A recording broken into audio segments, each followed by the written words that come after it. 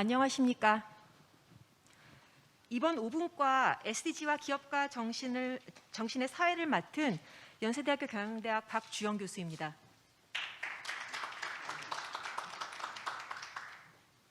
기업가 정신이라고 할 때 보통 이제 스타트업, 엔터프리너십하고 비슷하게 이제 생각이 되지만 사실은 원래 이 의미의 정의는 새로운 아이디어와 새로운 어프로치를 가지고 뭔가 부가가치를 생산하는 활동을 하게 되는 것입니다. 여기에 기업가라는 말이 붙게 되면서 이 새로운 아이디어와 새로운 어프로치를 가지고 어떤 새로운 비즈니스상의 어떤 새로운 기회를 모색하고 이를 성공적으로 수행해가는 그런 정신으로 저희는 정의를 하였고, 사실 이런 정의가 세속적인 혹은 학계에서의 정의와도 비슷합니다. 그래서 본 분과에서는 이런 SDG를 어떻게 기업가 정신과 결합할 수 있을지에 대해서 설명을 드리고자 합니다. 이 기업가 정신은 SDG의 여러 골 중에서 직접적으로 엔터프리너십이나 스타트업이라고 브랜딩이 되지는 않지만 골 8번째인 Decent Work and Economic Growth, 그 다음에 골 9번째인 Industry, Innovation and Infrastructure, 여기와는 직접적으로 관련되고 그의 기타 지속가능 발전 목표와도 간접적이지만 심오하게 연관이 되어 있습니다.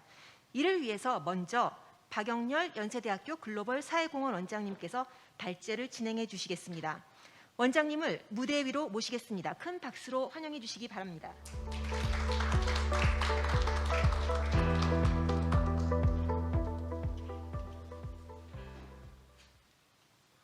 예, 안녕하세요. 연세대학교 글로벌 사회공헌 원장을 맡고 있는 박영렬 교수입니다.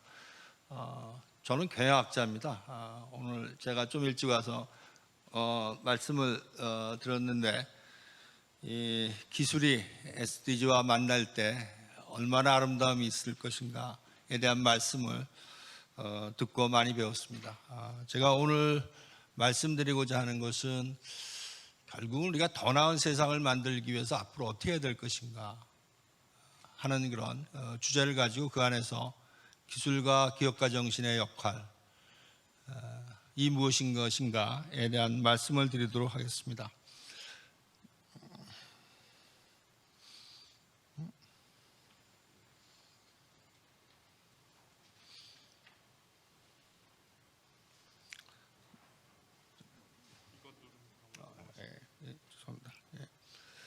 그래서 제목은 SDG와 기업가 정신이 되겠습니다. 제가 오늘 드릴 말씀은 이 SDG와 기술 그리고 기업가 정신, 결국은 이것들이 어떻게 사회적인 영향을 미칠 것인가에 대한 말씀을 드리고요. 그리고 국내에서 이루어지고 있는 이런 소셜 벤처의 성공과 실패 사례를 통해서 과연 건전한 생태계를 어떻게 만들어갈 것인가에 대한 말씀을 드리겠습니다. 그리고 토론에서는 기업과 대학의 사례를 통해서 결국은 앞으로의 우리의 과제는 이런 융합을 통한 플랫폼을 통해서 더 나은 세상을 만들기 위한 노력을 어떻게 할 것인가에 대한 그런 논의를 하도록 하겠습니다. SDG 골에 대해서는 아마 많이 들어보셔서 잘 아시라고 생각합니다. 17개의 골을 이루기 위해서 우리는 어떻게 해야 될 것인가에 대한 이야기입니다. 결국 결론적으로 말씀드리면 이제는 우리가 힘을 합쳐서 더 나은 세상을 만드는데 그 안에서 기술과 기업가 정신을 어떻게 적용을 해서 한 사람도 소외되지 않는 그런 아름다운 세상을 만들어갈 것인가 하는 것이 핵심인 것 같습니다. 그것을 이루기 위해서 5가지의 P도 우리가 이야기를 하고 있습니다. 결국 지속가능 발전 목표 2015년도에 유엔이 책정한 골을 실천하기 위해서는 저는 사회학자입니다만 무엇보다도 기술의 중요성에 대해서 오늘 말씀드리겠습니다. 결국은 우리가 이룰 수 있는 이런 행복을 만들어내는 근원에는 기술적인 강력함이 있어야지만 실제적인 사회적인 영향이 나타나지 않나 하는 그런 생각을 하고 있습니다. 2016년도에 4차 산업혁명에 대한 바람이 불면서 어떤 면에 있어서 우리 인류는 더 나은 세상을 만들기 위한 기술에 있어서의 새로운 위대함을 느낄 수 있는 좋은 기회를 맞이했습니다마는 결국 코로나 19 팬데믹에 의해서 다만 그 진행이 약간 그 슬로우 다운 되고 있는 것이 아닌가 하는 그런 생각을 하고 있습니다.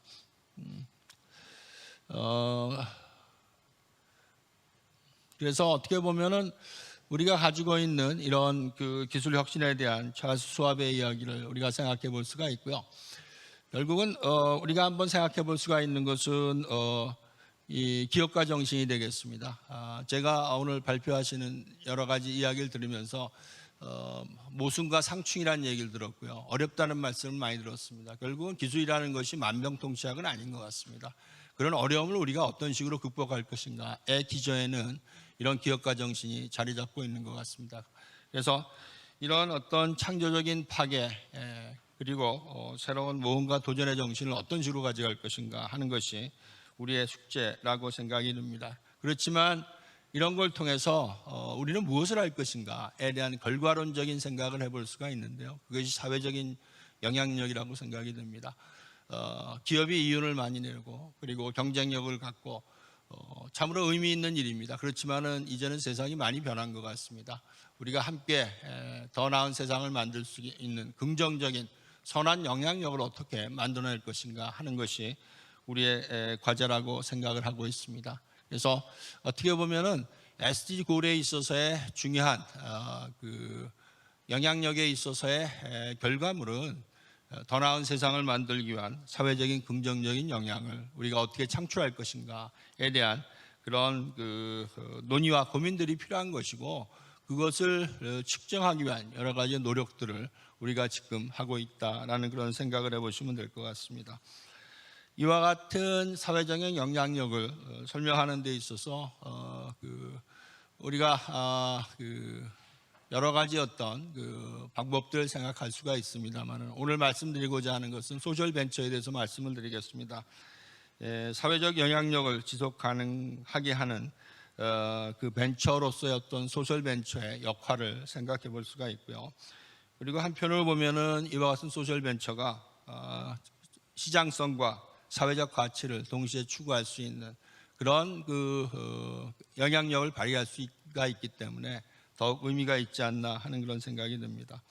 그래서 제가 오늘 말씀드리고자 하는 내용의 골자는 우리가 2015년도에 설정한 17개 SDG 고를 목적으로 해서 우리가 선한 영향력, 사회적 그 결과를 만들어내기 위해서 과연 기술과 기업가 정신은 어떤 역할을 해야 될 것인가에 대한 그런 깊이 있는 고민이 우리에게 필요한 것 같습니다. 2015년도에 그 설정된 SDG 골이 내년 2월 달이 되면은 터닝 포인트가 됩니다. 한 7년 반이 되기 때문에 어떻게 보면 지금까지는 우리 입장에서 보면은 여러 가지의 시도를 했습니다만 생각보다 결과는 그렇게 좋은 것 같지는 않습니다. 특히나 코비드-19 팬데믹으로 인해서 결과 자체는 우리가 우려하는 수준의 결과를 나타내고 있습니다. 그렇기 때문에 앞으로 이런 그 크라이시스를 어떻게 오퍼튜니티로 바꿀 것인가 하는 시점에서 기술과 기업가 정신을 논의한다는 것은 실로 의미 있는 생각이라고 볼 수가 있습니다. 특히 우리는 지금 복합위기로 인한 대전환 시대에 와 있는 것 같습니다. 2차 대전 이후에 이렇게 짧은 시간에 여러 가지 위기를 한 번도 겪어본 적이 없는 것 같습니다. 그렇기 때문에 이런 복합 대전환 시기에 우리가 SDG 고를 퍼포스로 해서 기술과 기업가 정신을 통한 새로운 사회적인 영향력을 만들어내는 그런 노력들을 할 필요가 있지 않나 하는 생각이 들고요.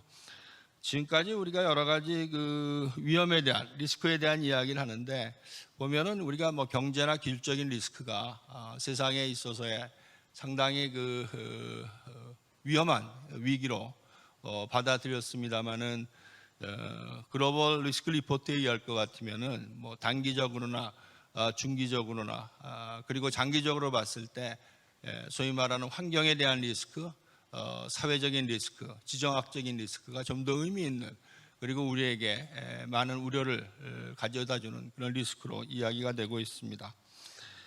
특히나 2022년도에는 향후 10년간 나타날 글로벌 리스크에 대한 이야기를 하고 있는데요. 여기 나온 것처럼 아까 얘기했던 크라이밋 그 액션 페일러라든가 아니면 익스트림 웨더라든가 여러 가지 어떤 생물에 있어서의 다양성 문제 이런 것들이 상당히 중요한 위기로 우리에게 다가오고 있다는 것입니다. 그렇기 때문에 SDG 고를 어떻게 우리가 성취하면서 이런 위기를 극복할 것인가에 대한 고민이 우리에게 필요한 것 같습니다. 방금 제가 말씀드렸습니다마는 그동안에 SDG 달성에 대한 추이를 볼 것 같으면은 코비드-19 팬데믹을 맞이하면서 그 달성 자체가 멈춰져 있는 것 같습니다. 그렇기 때문에 우리는 From Crisis to Opportunity, 어떻게 위기를 기회로 만들 것인가에 대한 그런 고민들이 많이 필요할 것 같습니다. 지금부터 제가 말씀드리고자 하는 것은 이런 사회적인 영향력을 가져다주는 소셜 벤처에 있어서의 그 성공과 실패 사례에 대한 말씀을 드리도록 하겠습니다. 먼저 국내 소셜 벤처에 대한 성공 사례가 되겠습니다. 닷의 경우가 되겠는데요. 장애인 보조공학 기기 전문 회사로 많이 언론에도 소개가 됐고 많은 분들이 알고 계신 그런 사례라고 보시면 되겠습니다. 혁신 모델로서는 촉각이나 점자 기반의 어떤 디스플레이 기술을 개발해서 결국은 불평등을 완화하고 포용적 사회와 그 양질의 어떤 교육을 구현하는 그런 사회적인 영향력을 발휘하고 있습니다. 두 번째 성공 사례로 이 큐브 랩을 말씀드릴 수가 있는데요. 친환경 쓰레기 수거라든가 관리 솔루션에 관한 그 회사가 되겠습니다. 그래서 이 IoT 기반 폐기물 수거 솔루션을 개발을 했고 클라우드 기반의 스마트 쓰레기로 관리 기술을 만들어서 폐기물 수거 처리 과정 및 예산에 대한 효율화를 기했고 결국은 혁신과 인프라 그리고 지속가능 도시를 구현하는 데 있어서 중요한 역할을 한 것을 볼 수가 있습니다. 세 번째는 엔싱이 되겠습니다. 2014년에 창업한 회사로서 이 모바일 IoT 기반 스마트 농업 제품 및 서비스를 제공하는 회사가 되겠고요. 결국은 그 환경에 영향력을 받지 않는 그 농업 산업을 구협하는 데 앞장선 그런 기업이 되겠습니다. 그래서 기아 해소 및 그 지속가능 농업을 실현을 했고 기술 중심의 농업의 혁신 인프라를 갖다가 개발하는 데 앞장선 기업이라고 보시면 되겠습니다. 그 다음에는 해외 소셜 벤처 성공 사례가 되겠습니다. 에그리쿨인데 불란서 기업이고요. 엔싱과 같이 이러한 그 스마트 농업 테크 회사라고 보시면 되겠습니다. 그래서 쿨 컨테이너를 통해 가지고 지구 어디서든지 작물 재배 가능한 스마트폰 컨테이너를 만들어서 제공하는 그런 회사고요. 결국은 친환경 에너지를 활용한다든가 물과 비료를 90% 감소하는 환경 파괴의 어떤 문제를 완화시키는 그런 기업이라고 보시면 되겠습니다. 기아 해소와 지속 가능 농업 그리고 친환경 에너지 분야에 실현을 하고 있다고 보시면 될 것 같습니다. 탐스는 상당히 많이 알려졌던 그런 사례고요. 그리고 어떤 면에 있어서는 우리도 한 번쯤은 해볼 수 있는 그런 그 사업이라고 생각을 했는데 처음에 아이디어는 상당히 좋았고 나름대로의 의미를 가졌습니다만 결국 다른 회사로 매각되는 그런 실패의 그 어려움을 겪게 되는 것을 볼 수가 있습니다. 그래서 이 회사 같은 경우에 있어서는 신발을 구매를 하면 1대1로 매칭 기부를 하고 그리고 기부금 자체에 어떤 그 상품 가격이 포함되어 있는 아름다움을 그 나눠 가지는 그런 사회적인 영향력을 발휘했습니다만은 결국에 가서는 그 아무래도 지속적인 어떤 그 성장과 지속적인 새로움을 만들어내는 데 있어서는 기업가 정신 자체가 뒷받침되지 못했던 그런 모습을 볼 수가 있습니다. 그리고 오포 같은 경우에 있어서는 그 공유 모빌리티 사업이 되겠습니다. 그래서 그 베이징 대학 내에서 공유 모빌리티 자전거 사업으로 시작을 해서 상당히 인기를 끌었고 의미 있는 어떤 성장을 했습니다만은 결국은 이와 같은 어떤 폐기물로 자전거가 쌓여 있는 그런 그림이 나와 있습니다. 그래서 결국은 많은 사람들이 아이디어를 가지고 시작을 했습니다만 그 아이디어 자체가 쉽게 모방될 수 있는 것이기 때문에 지속적인 어떤 그 성장을 하는 데 있어서는 한계를 가졌던 것 같고요. 한국의 경우에 있어서 소셜 벤처로 실패 사례로서는 그 대림 그린테크가 되겠습니다. 그 비철 금속 리사이클 그 기업이었었는데 이런 그 리사이클에 대한 어떤 사회적인 환경 자체가 아직 조성이 안 됐었고, 그리고 어떤 면에 있어서는 이런 그 전체적인 그 자원 시장에 있어서의 변화 자체가 리사이클링 사업 자체를 갖다가 그 떠받쳐주지 못했기 때문에 어려움을 겪어서 파산한 경우가 되겠습니다. 그렇지만은 재도전 성공 패키지에 그 선발이 돼서 다시 한번 재도전을 하고 있습니다. 그래서 지금까지 제가 말씀드린 사례들을 한번 정리해서 말씀을 드리면은 결국은 그 여러 기업들이 SDG라는 그 목표를 향해서 나름대로의 그런 그 노력을 했던 것을 볼 수가 있습니다. 여기 나와 있는 양질의 교육부터 뭐 에너지까지 다양한 모습들인데요. 결국은 성공한 기업들은 기술력을 가지고 자기 나름대로의 어떤 지속 가능한 모습을 찾았던 것 같고, 그 기술을 바탕으로 해서 경쟁력을 만들어내기 위한 기업가 정신을 발휘했기 때문에 그것이 결국은 우리 사회에 선한 영향력을 주었고 지금도 나름대로의 어떤 지속 가능한 발전을 하고 있다고 보시면 될 것 같습니다. 그래서 모두에 제가 말씀드린 것처럼 더 나은 세상을 만들기 위한 SDG 고를 우리가 기술과 기업가 정신은 두 가지 어떤 축 안에서 선한 그 긍정적인 사회적인 어떤 영향력을 어떻게 만들어낼 것인가에 대한 고민들을 좀 더 의미 있게 만들어내야 되지 않나 하는 그런 생각을 한번 해봅니다. 결국은 앞으로 우리 사회가 더 발전을 하고 뭐 고용도 창출하고 더 행복한 사회를 만들기 위해서는 이런 소셜 벤처에 있어서의 역할이 중요한데, 소셜 벤처의 어떤 생태계를 조성하는 데 있어서 우리가 정부가 뭐 임팩트 투자 활성화하고 사회적 가치 평가하고 사회적 기업의 어떤 출현과 성장에 대한 모습들, 사회적인 영향력, 그리고 SDG가 달성이 돼서 이것들이 선순환이 되는데, 앞부분에 있어서 어떤 정부의 역할 자체는 어느 정도 의미가 있게 진행이 되고 있는 것 같습니다. 다만 이제 그 규모에 있어서 그렇게 의미 있게 커다란 규모는 아닙니다만 그래도 시작할 새로운 어떤 그 마중물로서의 역할은 하고 있는 것 같고요. 그렇지만은 지금에 와서 우리가 생각할 때는 앞으로 이런 사회적인 영향력을 어떻게 창출해서 확산할 것인가, 그리고 이런 SDG 달성을 위해서 기업들의 역할은 어떤 식으로 그 접근해야 될 것인가 하는 것이 숙제로 남아 있다고 보시면 되겠습니다. 결국은 기업이 앞으로 더 나은 세상을 만들기 위한 기술을 개발하고 개발된 기술을 가지고 불가능한 것을 가능하게 만드는 기업가 정신이 서로 잘 융합이 된다면은 이런 선한 영향력을 통한 사회적인 발전을 이룩할 것 같습니다.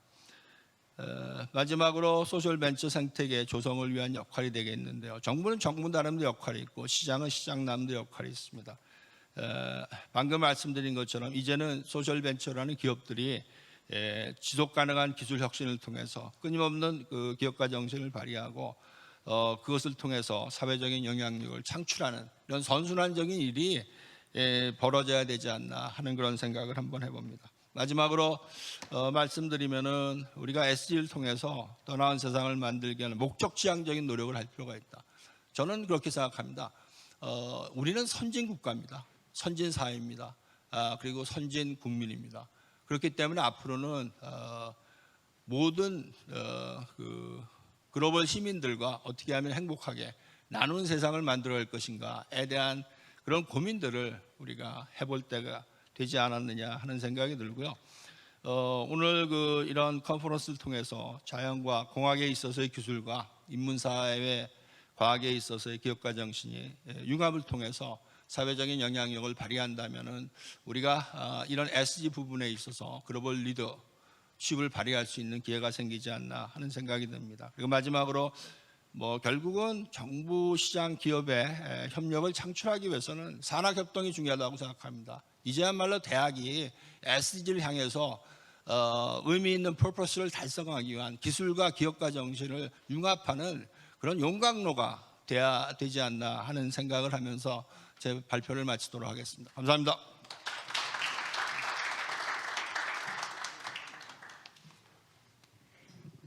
예, 박영렬 원장님의 발제 말씀 잘 들었습니다.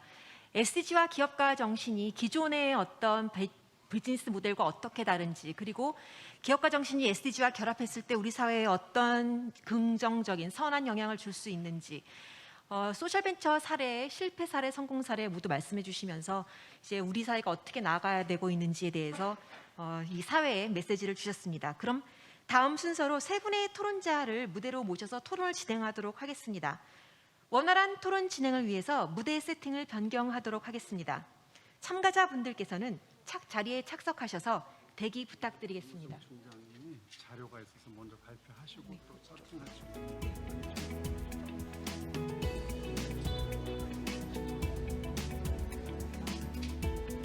죄송합니다. 자료가 있어서요. 요 자리 잠깐만 하시고요. 저 김우승 총장님 자료가 있으니까 좀.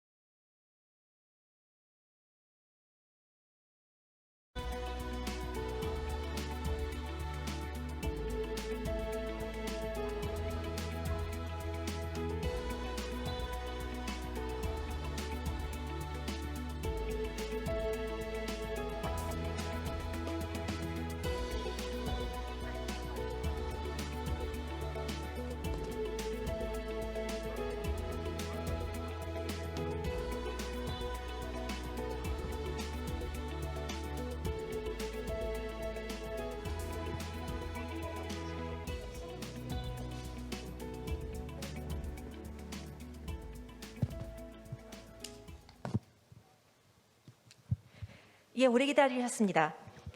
기다려주신 참가자분들께 먼저 감사의 말씀을 전달드립니다. 오늘 방금 전에 이 SDG와 기업가 정신에서는 여러 요소가 나왔습니다.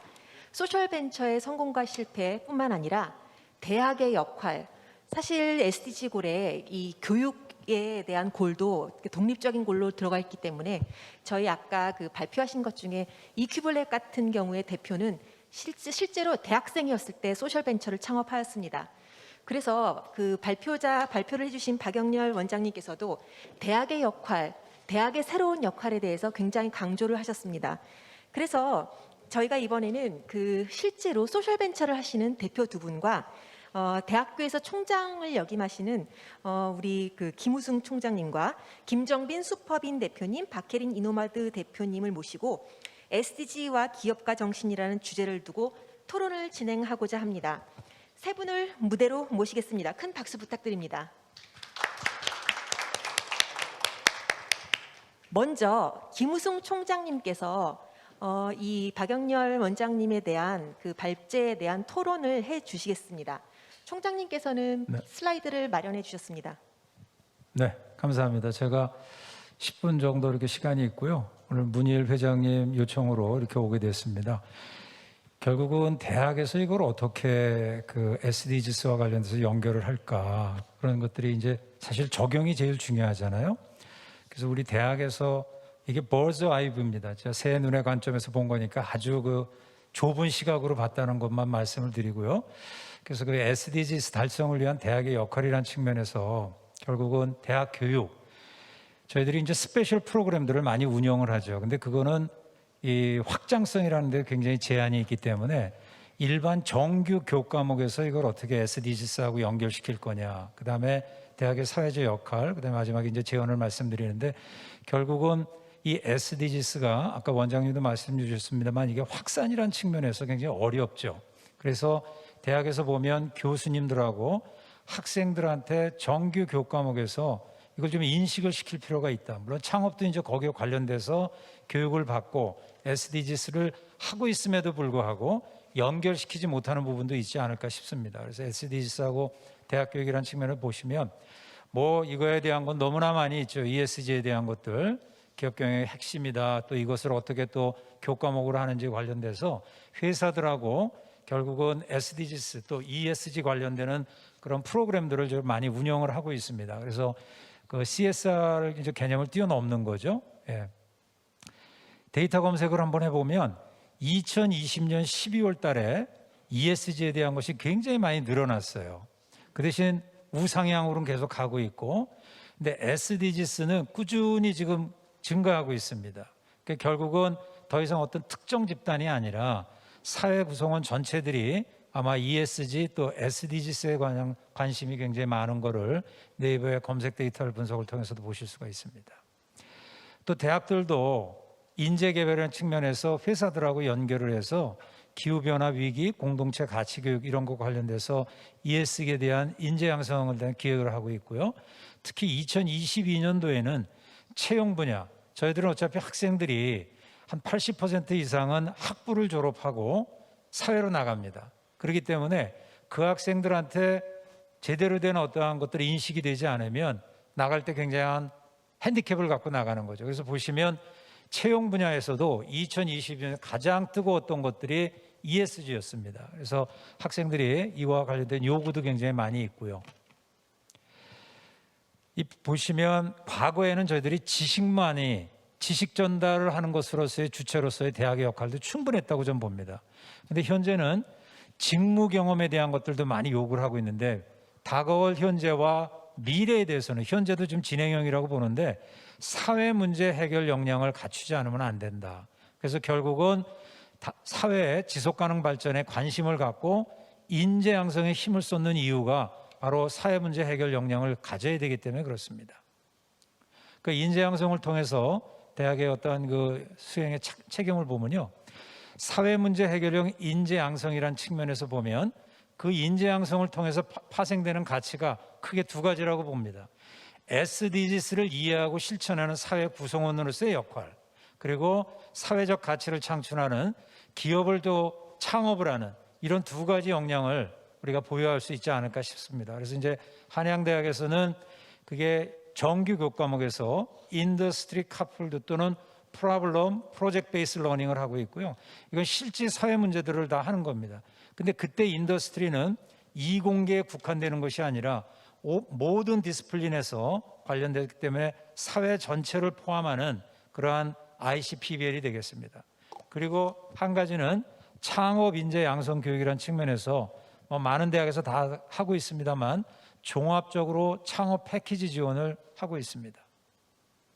먼저 문제 해결 중심을 보면요, 네 가지 용어로 나누고 있습니다. 메카라 그래서 16주 정규 교과목에서 하나 내지 두 개 정도 프로젝트를 합니다. 자기 그 이론도 배우고 그 전공 과목과 연결된 회사의 프로젝트나 프로그램을 하는 건데, 문제가 현장에서 오느냐, 또 평가를 현장분이 하느냐에 따라서 머지 형태가 가장 좋은 형태가 되겠습니다. 현장 통합형이 되겠고요. 이밸류에이션은 교수님께서 워낙 사회 문제를 잘 아시기 때문에 문제 시나리오는 교수님께서 만드시고 평가를 외부 사람이 와서 평가를 해줍니다. 크리에이트는 두 가지 다 학생과 교수님께서 하는 겁니다. 피어 리뷰를 하는 거고요. 현장 문제형은 뭐냐면 문제 자체는 현장에서 오지만 결국은 이밸류에이션 이런 거는 피어 리뷰를 하는 겁니다. 그래서 그 사우디 메카라는 그런 측면에서 C는 없습니다만 ICP별 메카라고 해서 못할 전공이 없고 못할 문제가 없다라고 생각이 듭니다. 그래서 결국 이게 한 가지 유형입니다. 현대자동차에서 산업융합학부 ICP별 교과목 16주 강의입니다. 서비스 UX 디자인인데 현대자동차에 사운드 리서치 그 랩이 있습니다. 거기서 이게 이제 SDGs 9번 하고 연결이 돼서 학습 활동은 제가 시간이 없기 때문에 꼭 봐주시고요. 그래서 결국은 이러한 성과들을 내는 이런 교과목들을 지금 16주 강의에서 하고 있다 말씀드리겠습니다. 이건 SDGs 11하고 연결된 건데요. 사범대학 응용미술과 ICP별 교과목에서 3D 시뮬레이션이라는 교과목입니다. 서울 디지털재단에서 뭘 하냐면 어르신들, 고령층이 키오스크 쓰기가 굉장히 불편하거든요. 그래서 이 수업을 통해서 키오스크 사용성 개선안을 제시하는 이런 것들이 이제 프로젝트로 하는 겁니다. 그리고 학습 활동에 있어서는 키오스크 개선안 고령층의 사용자 검증도 하고 현장 조사도 하고, 그래서 기억자 형태의 그 밑에 나와 있습니다만 그런 형태로 서울 디지털재단과 하고 있습니다. 생활과학대학의 실내 건축 디자인학과에서는 건축 3D 모델링 2라는 교과목에서 하트버스라고 하는 회사와 관련돼서 SDGs 9과 연결돼요. 그러니까 학생들이 내가 지금 하고 있는 것들이 SDGs랑 연결이 되는구나. 이미 다른 대학에서 하고 있는 교과목들도 다 그런 연결고리가 좀 있을 거라고 봅니다. 그래서 취합된 메타버스 공간이 하트버스에서 콘텐츠화로 지금 진행 중에 있습니다. 도시대학원의 도시지역개발 경영학과 ICP별 정규 교과목입니다. 커뮤니티 개발 리빙랩이라는 거에서 서울특별시랑 같이 하는 겁니다. 그래서 서울시 주거환경 개선 사업 관련돼서 사회적 자본의 변화 및 공동체 활성화 방안을 도출하자. 그래서 결국 학생들이 대민 주민 설문, 엄청나게 이해관계자들하고의 그 관계가 굉장히 복잡하잖아요. 그래서 대민 주민 설문 인터뷰하고 실증 분석 병행도 같이 합니다. 그래서 도시재생학회에서 최우수상 수상도 하는, 그래서 결국은 클래스 투 소사이어티입니다. 클래스에 있는 것이 사회하고의 연결성 강화가 돼야 되겠다. 이건 SDGs 14입니다. 과학기술융합대학의 해양융합공학과 ICP별 교과목이 연안해양 탐사 실습이라는 교과목인데 지오 시스템 리서치라는 회사하고 해서 결국은 아까 말씀 나눴습니다만 해양 미세 플라스틱 문제, 이런 문제를 진단하고 현장 조사하고 학생 관점에서 이 미세 플라스틱을 어떻게 저감하고 대응책을 세울 것이냐, 이렇게 노출이 많이 돼야만 SDGs라는 것이 회사를 가더라도 학생들이 거기에 관심이 굉장히 많을 거라고 저는 생각이 듭니다. 창업과 관련돼서 말씀을 드리면요, 결국은 사회혁신센터 학교의 이제 창업지원단에서 여러 가지 이제 학생들이 창업 아이디어를 가져오면, 아까 우리 원장님도 많이 소셜 임팩트 얘기를 많이 하셨습니다만 소셜 임팩트를 가진 스타트업 창업, 그래서 학생들이 많이 노출이 됐으면 좋겠다. 학부 대학원 마찬가지입니다. 결국은 정승환이라는 학생이 딥러닝 기반의 음성 합성 기술을 사용한 음성 엔진 SDGs 410이라고 보겠습니다. 그래서 소셜 임팩트가 이렇게 있고 대학의 직원이 있는데 결국은 시각장애인용 오디오북 발간이라든가 그리고 시각장애인을 위한 교육 콘텐츠를 개발 활용 기반을 마련하는, 그렇게 해서 이 학생이 그 이제 창업을 하는 정보 시스템학과 13학번이었고요. 그다음에 메스프레소라고 하는 그 회사인 경우에는 융합전자공학과 이종훈 학생의 소셜 임팩트인 경우에는 교육에 대한 그 해석 격차, 이것들을 어떻게 줄여나갈 수 있는 거냐. 그래서 결국은 AI 기반의 수학 문제 풀이 검색 서비스를 하는 경우가 되겠습니다. 그리고 의학과 인류학번 장지호 학생인데요. 장지호 지금 아직 학생입니다. 닥터 나우라고 아마 많이 알려졌을 텐데요. 비대면 디지털 혁신 기술 기반 원격 진료 플랫폼 개발에 관련돼서 소셜 임팩트 측면에서는 코비드 19과 관련돼서 의료 서비스 공백을 최소화시키는, 그러니까 결국은 학생들이 앞으로 자기가 하고 있는 것들이 이 경우는 SDG 3랑 연결이 되어 있습니다만 결국 어떻게 다 연결시킬 거냐 하는 것은 대학의 몫이라고 봅니다. 예, 그래서 결국 여기를 보시면 이제 지속 가능 목표라고 하는 것은 선택이 아닌 필수인데, 맨 왼쪽 거를 보시면요, 1975년에 와트가 그 증기기관 있지 않습니까? 그것이 인류 역사상에서는 가장 큰 변곡점이었다. 그러니까 불연석인 거죠. 그다음 밑에를 쭉 보시면 그 시뮬레이션 쭉 보시면요, 쭉 이어지다가 스카이라케팅으로 올라갑니다. 그래서 인구도 그때 많이 늘어나고 결국은 이처럼 세계 인구도 늘어나고 사회에 대한 발전 지수 측면에서는 그리고 나서 일어나는 지금 모든 것들은 그거에 대한 아류로서 그냥 간다, 이렇게 지금 얘기들을 하고 있고요. 온도 변화가 이게 아주 심각하죠. 대개 플러스 마이너스 만년 BC 만년 전서부터 이렇게 쭉 보면 플러스 0.5 마이너스 0.5로 이렇게 왔다 갔는데, 지금 현재를 보시면 오른쪽에 기후 변화가 너무나 크게 일어납니다. 그래서 결국 지금 아마 여러 가지 얘기하는 것을 아리백이니 뭐 이런 것들 얘기하는 것들도 다 여기에 관련이 된다고 보고요. 또 한 가지 불연속적인 연속은 결국은 와트가 증기기관 했을 때는 신체 능력의 혁명이었다는 거죠.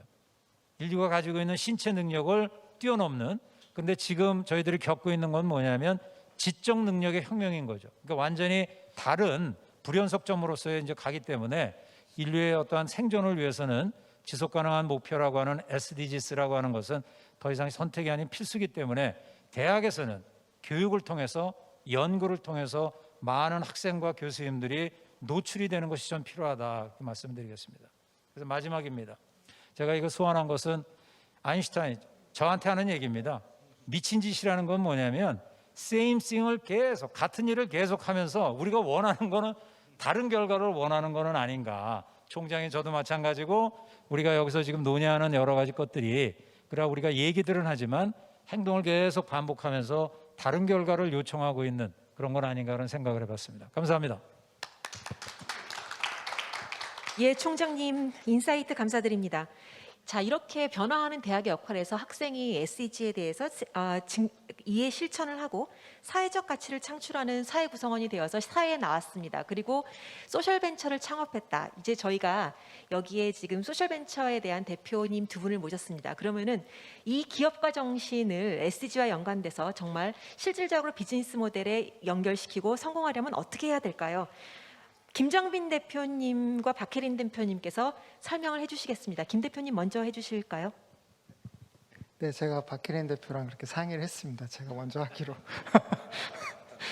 네, 이제 슈퍼빈의 대표 선장이라고 하는데 김정빈입니다. 저희는 이제 흔히 얘기하는 이제 소셜벤처 카테고리에서 창업을 했고요. 기업 가치가 저희가 지금 누적 투자 금액이 한 500억 좀 안 돼서 기업 가치가 한 2천억 정도 되고 있기 때문에 창업한 지 한 7년 정도 됐고요. 아마 이제 대한민국 소셜벤처 업계에서는 현재 아마 가장 큰 기업 가치를 갖고 있지 않나 생각합니다. 그리고 작년에 저희가 이제 UN 산하기관, 유관기관에서 진행했던 SDG 관련 전 세계 스타트업들 경연 공모 대회가 있었고요. 저희가 이제 한국 대표로 출전해서 저희가 전 세계 3등을 해서 이제 그 레퍼런스로 이제 유엔에서 추천을 받아서 지금 영국의 로얄 파운데이션에서 수상하는 환경 노벨상이라고 불리는 이제 얼스샷의 최종 후보에 올라가 있습니다.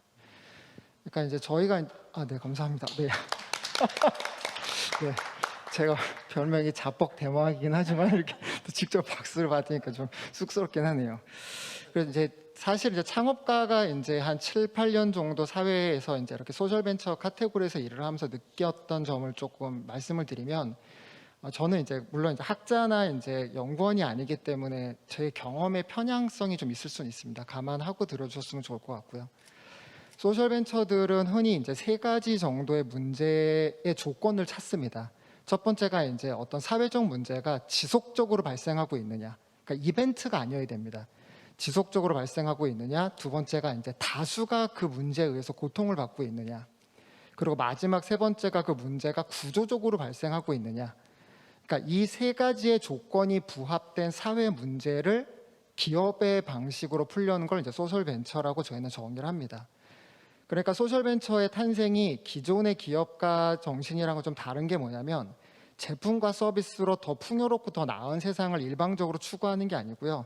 소셜 벤처는 기본적으로 그렇게 기존의 기업들이 갖고 있는 시장에서의 어떤 경쟁 싸움을 하는 것이 아니라 지금 이 정도의 사회가 성숙되어 있는 사회가 고도로 발달된 사회가 어떠한 사회 문제를 다수의 사람들이 지속적으로 그리고 구조적인 문제에 의해서 고통받고 있다면 그 문제를 풀 때 이제 시장이 해결해 줄 거라는 이제 그런 어떤 목표 의식을 갖고 있는 존재들인 거죠. 그러니까 이제 그렇게 움직이는 이제 소셜 벤처들이 가져야 되는 그 또 하나 이제 특징 중에 하나, 그리고 이제 제가 여기 뭐 교수님들도 많이 와 계셔서 이제 부탁을 드리고 싶은 거는 기존의 자본주의 시장, 저희는 이제 자본주의 사회를 살고 있거든요. 자본주의 사회에서의 사실 꽃은 제가 볼 땐 투자자가 아니고 사업가예요.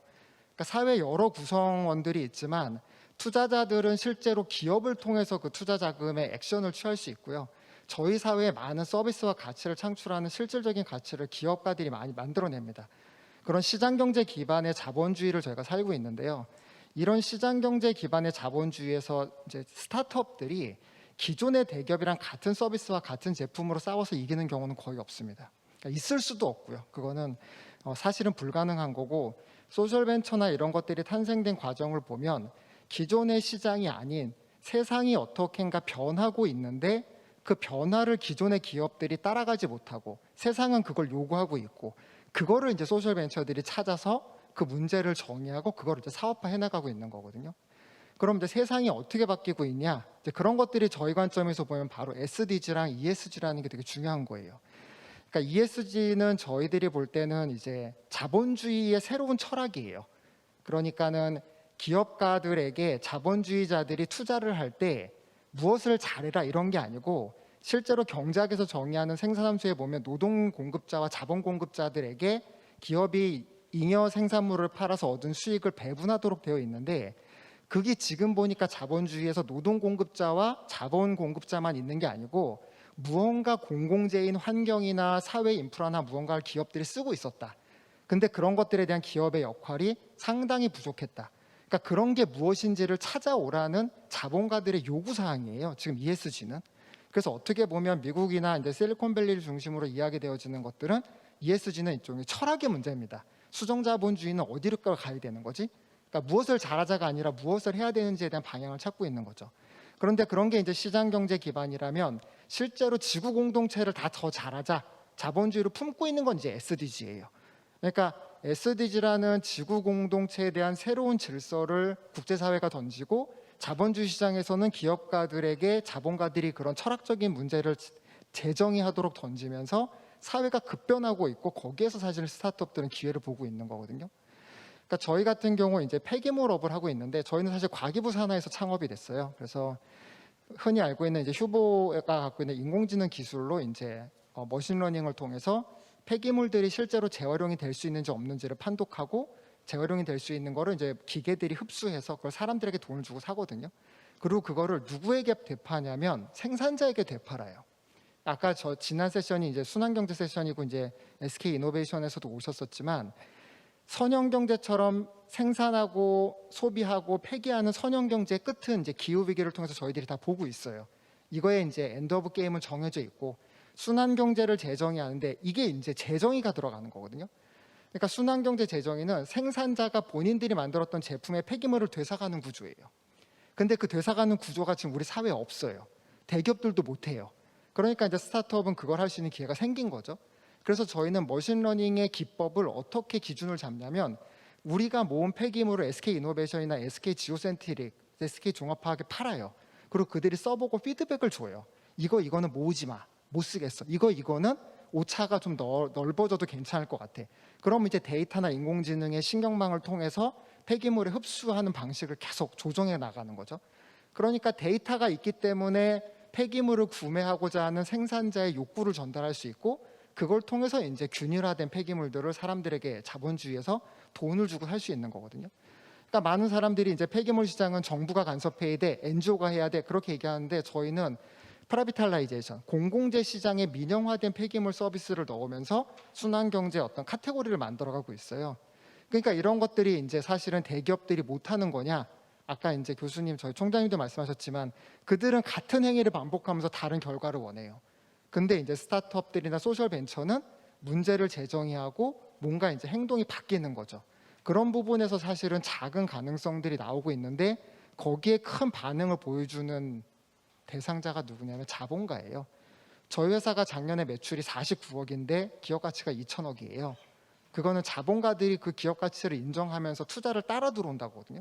왜냐하면 세상은 그 서비스를 원하니까. 그러니까 그런 부분에서 저희는 학생들에게 미래에 대한 어떤 변화에 동인을 줄 수 있고 그들이 주체가 될 수 있는 그런 부분에 대한 사명감, 그런 부분에 대한 기회가 있다는 걸 충분히 얘기해 줄 수 있다고 생각해요.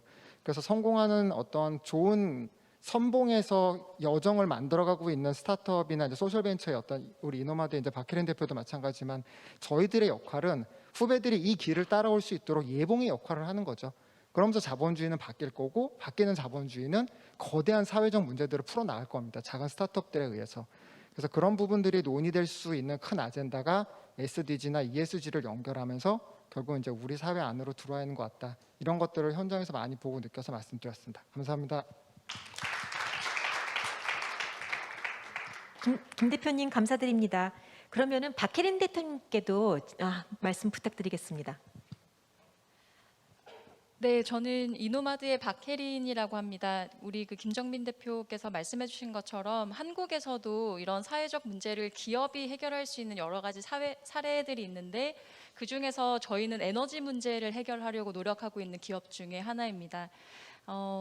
우리가 지속 가능에 대한 이야기를 할 때 2004년에 UN 글로벌 컴팩트 보고서를 보면 기업이 지속 가능 생존을 위해서 환경과 사회와 지배 구조에 대해서 관심을 가져야 된다라고 하면서 ESG라고 하는 게 2004년부터 논의가 됐었는데 최근 들어서 아마 다들 일상에서 느끼시겠지만 뭐 폭염이나 홍수나 가뭄과 같은 기후 변화가 점점 심각해지다 보니까 사실 기업에서는 현재 한 80% 이상이 전 세계에 있는 기업 80% 이상이 직접적이나 간접적으로 기후 변화로 인한 자산의 피해를 경험을 하셨다고 이야기를 하고 계시고 거기에 따라서 20% 이상의 글로벌 리더들은 앞으로 기업의 지속 가능에 기후 변화가 굉장히 중요한 위협 요소라고 이야기를 하십니다. 그래서 우리가 넷제로나 탄소 중립과 같은 그런 기후변화 대응에 대한 이야기를 하고 있는데 여기서 가장 중요한 것은 어떻게 그 원인이 되는 온실가스를 줄이느냐고 온실가스 배출의 70%, 한국의 86%는 에너지 사용에서 나오고 있기 때문에 어떻게 하면 에너지를 지속 가능하게 바꾸느냐가 중요한 아젠다일 수밖에 없습니다. 그런데 잘 알고 계시겠지만 이 에너지가 한국처럼 이렇게 대의존도가 높은 데다가 국토 면적이 좁고 인구 밀도가 높은 지역에서는 면적을 필요로 하는 재생에너지를 설치하고 보급한다는 게 사실 쉽지가 않습니다. 제가 올해 38인데 2011년부터 저는 이 섹터에 들어와서 진도 울돌목에서 조류 발전 플랜트를 설치하는 것부터 시작을 했습니다. 그러다 보니까 기술적으로 굉장히 훌륭한 플랜트도 설치하는 과정에서 지자체를 설득하는 것, 아니면 어민이나 지역사회를 설득하는 과정이 얼마나 어려운지, 그리고 공급하는 입장과 지역에 계신 분들의 이해가 다르다라는 거를 제가 온몸으로 느끼면서 이거는 접근하는 방법 자체가 바뀌지 않으면 사실 시장이 수용하기가 어렵다라는 거를 정말 뼈저리게 느끼고 이노마드를 시작을 하게 됐습니다. 그 당시에 그 총장님께서 너무 좋은 말씀을 해주셔서 저도 계속 고민을 했던 게 왜 필요하다라는 걸 알지만 시장에서 이 에너지 시스템이 바뀌지 않을까라고 고민을 해보면 점점 우리는 에너지를 새롭게 소비를 하고 있는데 공급하는 방식은 똑같지 않나, 이 사이에 간극을 해결해야 되지 않나라는 생각을 했습니다. 2015년을 기점으로 보면 점점 우리가 에너지를 사용하는 형태는 이 스마트폰을 기점으로 개인화되고 이동을 합니다.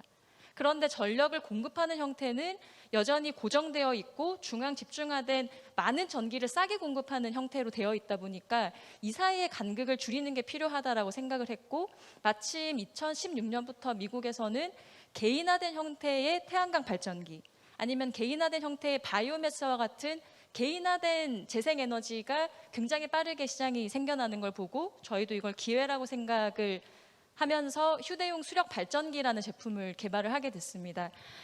저는 따로 화면을 준비하지 않았기 때문에 뭐 구글이나 포털에서 이노마드 수력 발전기라고 검색을 하시면 사진이 하나 나올 텐데, 저희는 이렇게 물병 사이즈로 휴대할 수 있는 수력 발전기를 만들어서 누구든지 흐르는 물로 필요한 전력을 직접 만들어서 이런 개인화된 전력을 생산하고 저장하고 사용할 수 있도록 만들었습니다.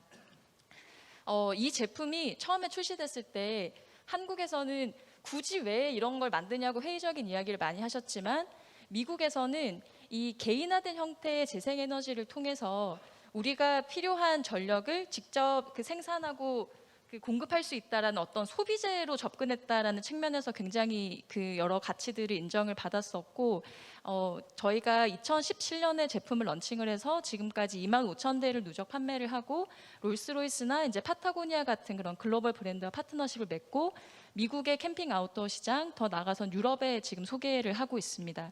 그런데 제가 오늘 총장님께서 교육에 관련된 말씀해 주셨기 때문에 한 가지 더 꼭 공유를 드리고 싶은 사례가 있는데요. 저희가 이 개인화된 형태의 발전기를 판매하다 보니까 굉장히 재미있는 것들을 발견을 할 수가 있었습니다. 처음에 제품을 출시했을 때는 이 발전기가 뭐 캠핑이나 아웃도어 활동을 하시는 그런 30, 40대 남성분들이 많이 구매를 하셨어요. 그런데 실제로 이 전기를 만드는 경험을 하시다 보니까 야외에서 일상으로 돌아오셔서 내가 사용하는 전기에 대한 소비 전력에 관심을 가지시기 시작하는 거예요. 그래서 내가 쓰는 랩탑은 소비 전력이 어떻게 되지?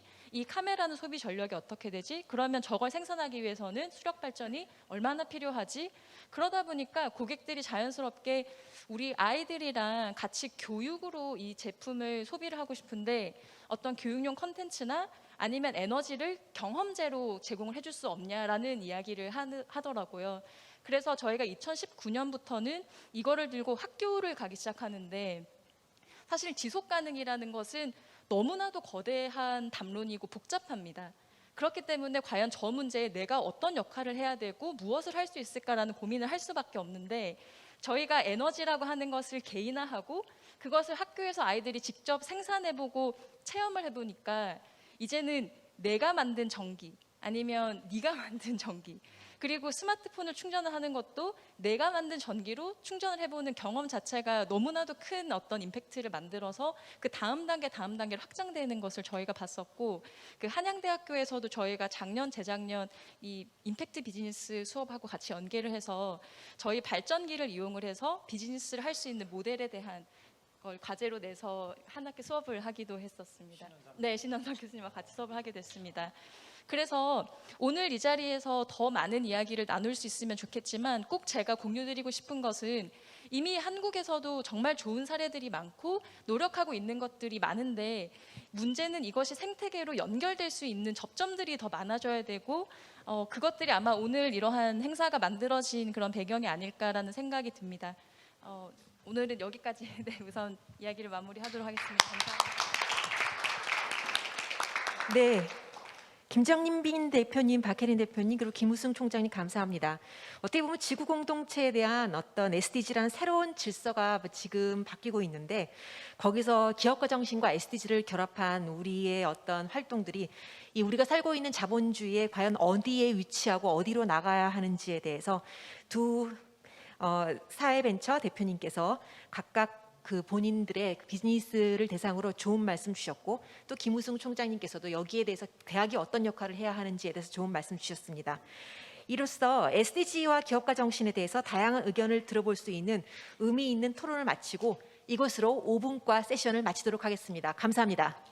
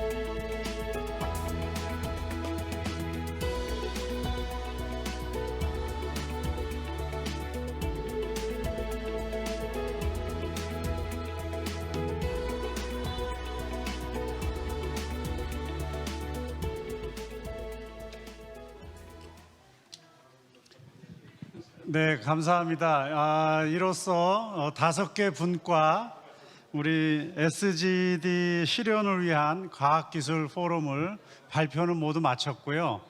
오늘 이제 2분을 모시고 오늘 하루 종일 아침부터 지금까지 여러분들 보시고 또 폐회를 겸해서 오늘 또 좋은 말씀 듣도록 하겠습니다. 우선 전국 자연과학대 학장협의회 회장님으로 계시는 서울대학교 유재준 교수님을 모시고 폐회사를 듣도록 하겠습니다.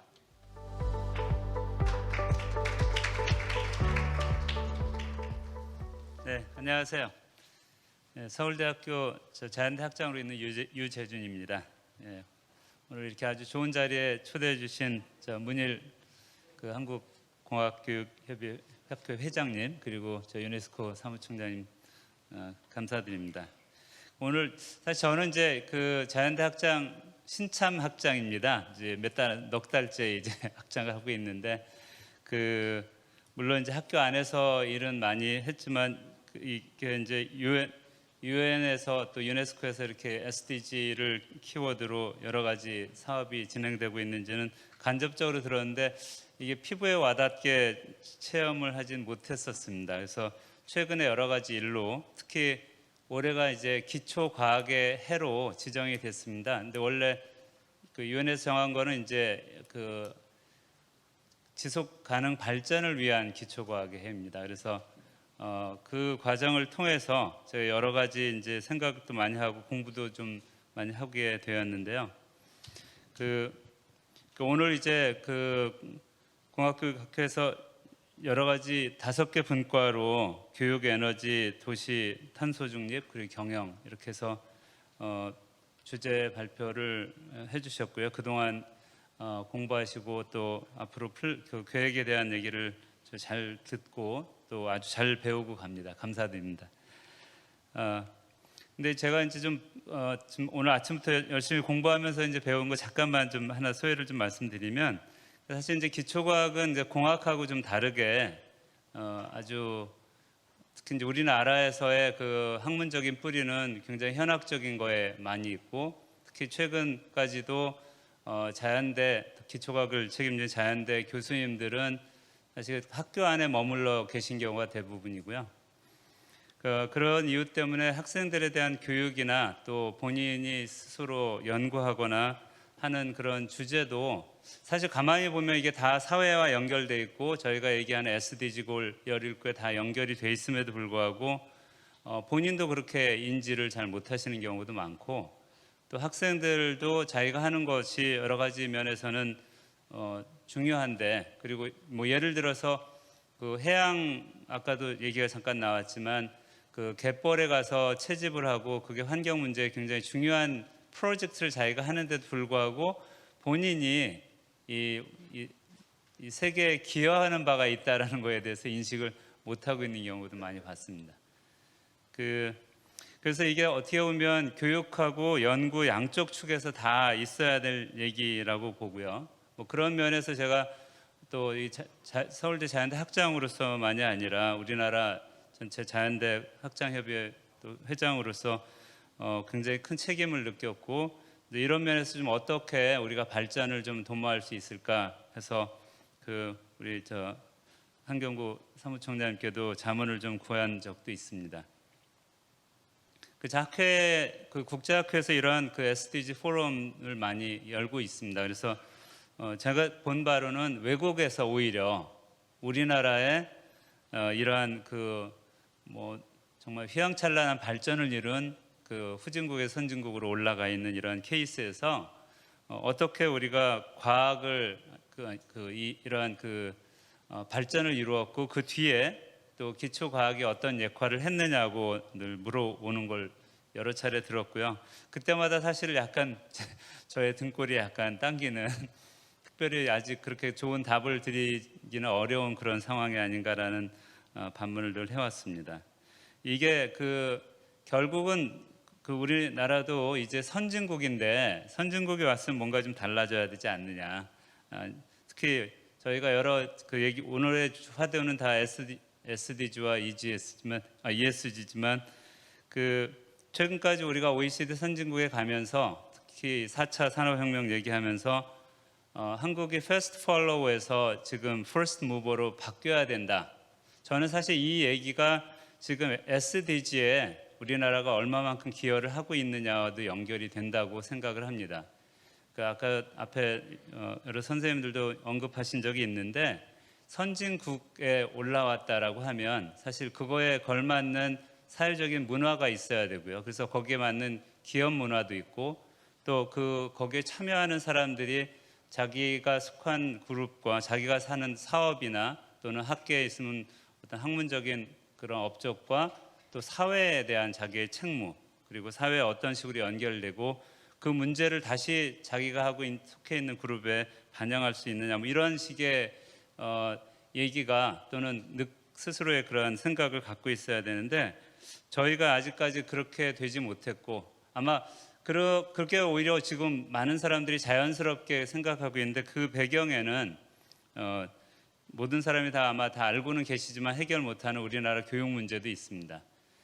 특히 그 중등교육에서는 이 과학이라는 기초과학이라는 것이 지금 얘기한 SDG 골과의 연계는 고사하고 그냥 자기의 입시를 위한 점수 매기는 점수판으로 활용되는 게 현실이거든요.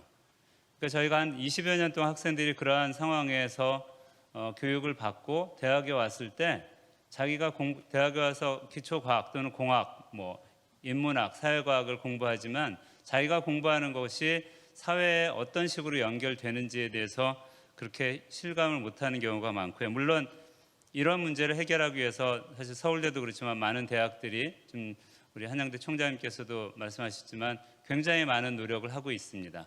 그래서 그런 교육 프로그램을 통해서 학생들이 이러한 그 사회에서의 자기의 필요성 또 자기의 역할 또는 기업가 정신들을 키워가는 이러한 프로그램들을 많이 하고 있는데 어떻게 보면 저희가 지금 이 시점에서는 이렇게 first follow에서 first mover로 바뀌는 이런 상황 그리고 SDG에 대한 이러한 awareness를 좀 저희가 올려야 되는 이러한 시점에서 뭔가 변화를 시도하고 그런 것들을 좀 성취해야 될 그런 기점에 있다라고 하는 것이 제가 말씀드리신 포인트입니다. 그래서 저희가 특히 교육 과정에서 고등교육의 교육 과정에서 이러한 SDG 어웨어니스를 얼만큼 올리고 또 구체적으로 그런 것 참여를 통해서 자기가 대학 고등교육에서 배우고 있는 것들이 곧 사회에 나가서 바로 연결될 수 있는 그러한 다리 역할을 할 수 있고요. 또한 또 하나는 이제 기초과학의 연구는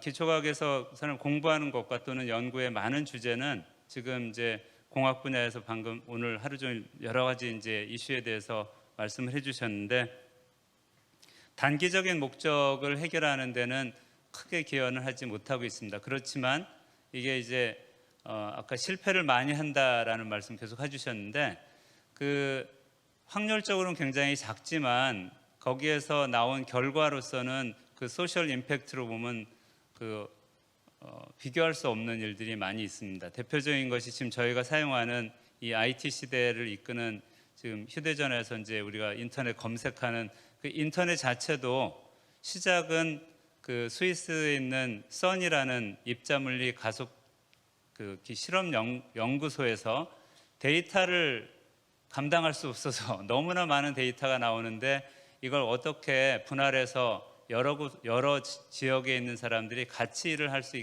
있을까라는 생각에서부터 출발해서 나온 도구거든요. 그러니까 이거 초기에는 이것들이 비즈니스로 이렇게 연결될 수 있고 또 전 세계를 이렇게 바꿀 수 있다라는 건 상상하지 못했었습니다.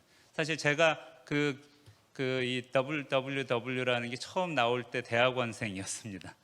그때 저는 그때 나왔을 때 바로 쓰고 있었는데 저도 사실 그때 이게 이 정도의 소셜 임팩트가 30년 후에 될 거라고 생각을 했으면 그때 이 학교에 와서 일찌감치 제가 이쪽으로 갔었어야 되는데 여전히 저는 이제 그 도구를 사용해서 물리학 연구를 하고 있는 물리학자이기도 합니다. 물론 머신러닝 같은 경우도 사실 마찬가지인데요. 그게 90년대 중반에 굉장히 많은 연구가 있었고 2000년 초반까지도 이게 우리의 그 뇌를 이해하는 지금 길이 열릴 수 있을 것이다라고 희망을 하고 수없이 많은 사람들이 머리를 들이받고 했는데 실패했습니다, 사실은. 근데 이게 2015년 넘으면서 사실 뜻밖의 우리가 게임을 하는 엔비디아에서 쓰는 그 GPU라는 프로세스가 기술적으로 이노베이션이 생기면서 완전히 다른 레벨의 그 뉴럴 딥러닝 알고리즘이 작동하기 시작을 했고요.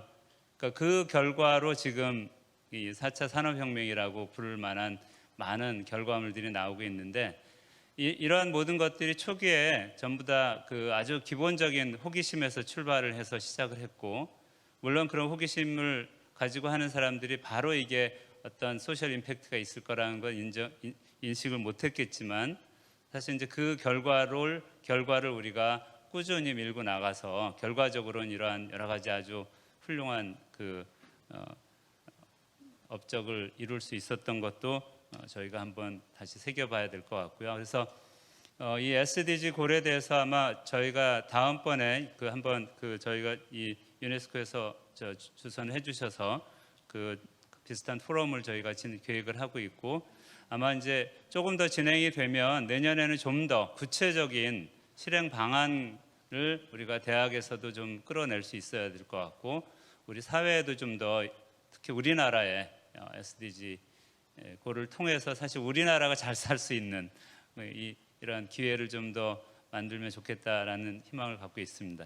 그래서 오늘 이렇게 초대해 주신 선생님들께 다시 감사드리고요. 오늘 아무튼 좋은 포럼 다시 축하드립니다. 예, 감사합니다. 네, 이재준 회장님 감사합니다. 내년에도 계속 SDG가 계속 지속되기를 바랍니다. 이제 마지막으로 한 분 남았습니다. 그동안 저희 공학교육학회하고 유네스코 한국위원회가 같이 일을 했는데 올 한 해 동안 저희 매달 모이면서 이 준비를 했거든요. 근데 어려운 점도 상당히 많았습니다.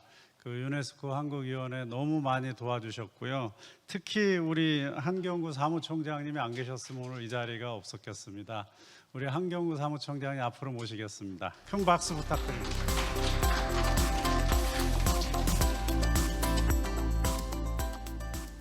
예, 한경구입니다.